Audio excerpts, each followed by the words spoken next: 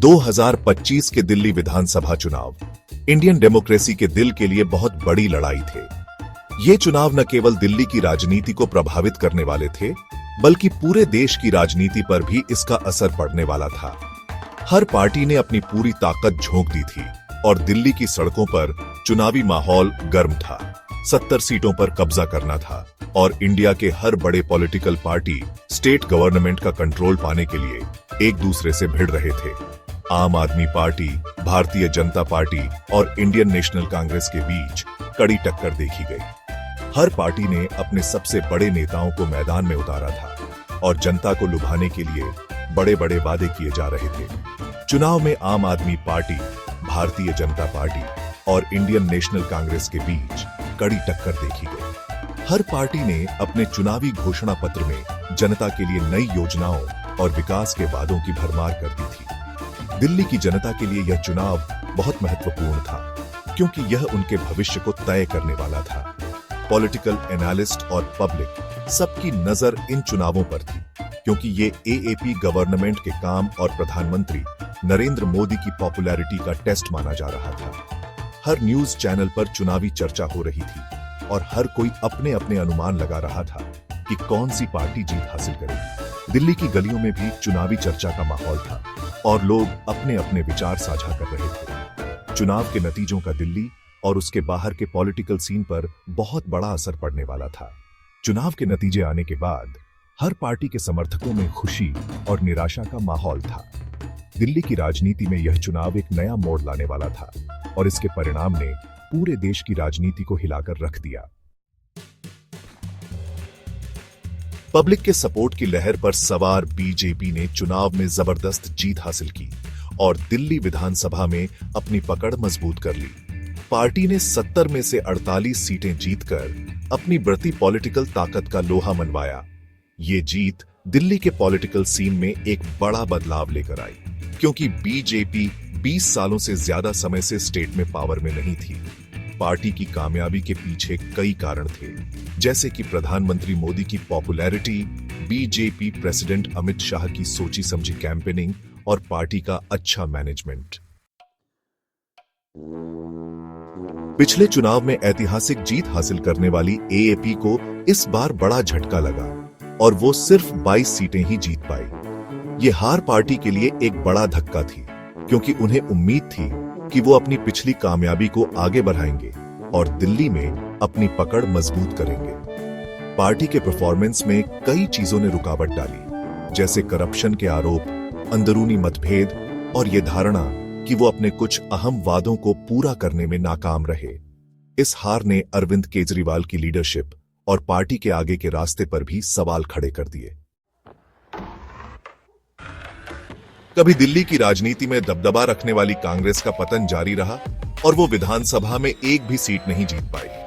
Party का खराब प्रदर्शन उसके घटते जनाधार और वोटर्स से जुड़ने में नाकामी को दिखाता है।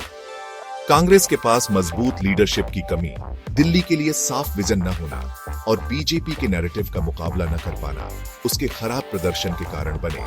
पार्टी के प्रदर्शन ने राजधानी में उसके भविष्य पर गंभीर सवाल खड़े कर दिए। सेक्शन 5, मुख्य खिलाड़ी और उनका भविष्य। चुनाव में कई हाई प्रोफाइल कैंडिडेट्स थे। कुछ ने जीत हासिल की, जबकि कुछ को हार का सामना करना पड़ा। एएपी चीफ अरविंद केजरीवाल कड़े मुकाबले में बीजेपी के प्रवेश वर्मा से अपनी सीट हार गए। एएपी के एक मुख्य नेता मनीष सिसोदिया भी अपनी सीट हार गए।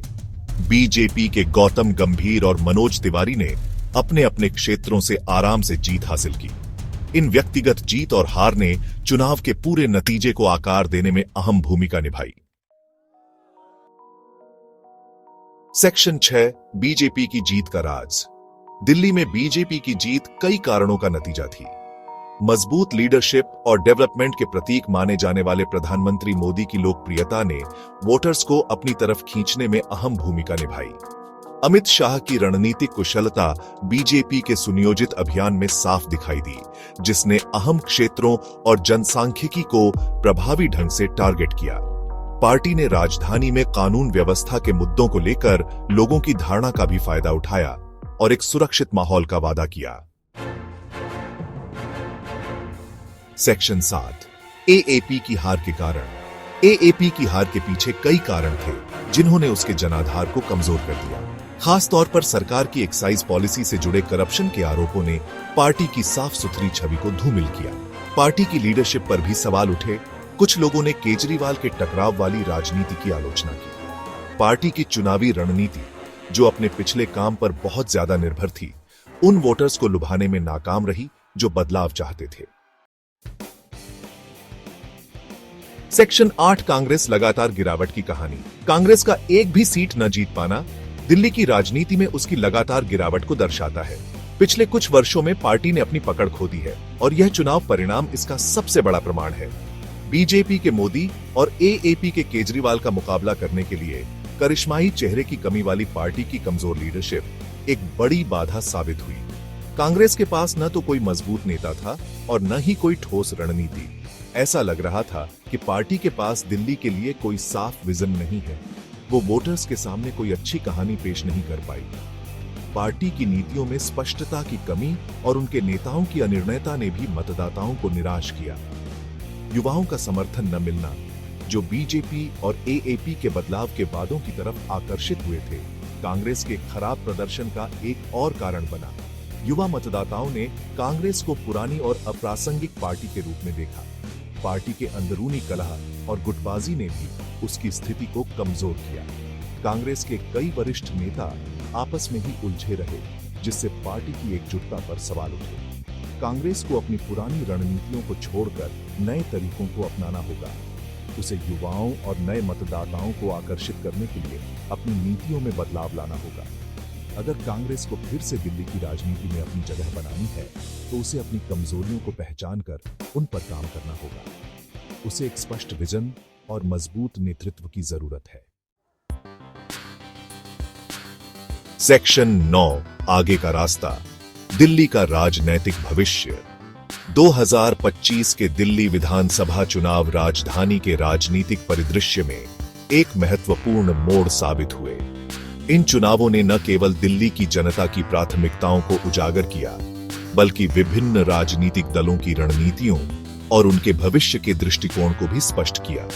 बीजेपी की जीत ने पार्टी के बढ़ते दबदबे का संकेत दिया और यह दिखाया कि पार्टी ने अपने संगठनात्मक ढांचे और जनसंपर्क अभियानों में कितनी मेहनत की है। इस जीत ने बीजेपी को दिल्ली की राजनीति में एक मजबूत स्थिति में ला खड़ा किया है, जबकि एएपी की हार ने उसके भविष्य की दिशा पर सवाल खड़े कर दिए। एएपी, जो कभी दिल्ली की राजनीति में एक प्रमुख शक्ति थी, अब अपनी रणनीतियों पर पुनर्विचार करने और जनता का विश्वास फिर से जीतने के लिए संघर्ष कर रही है।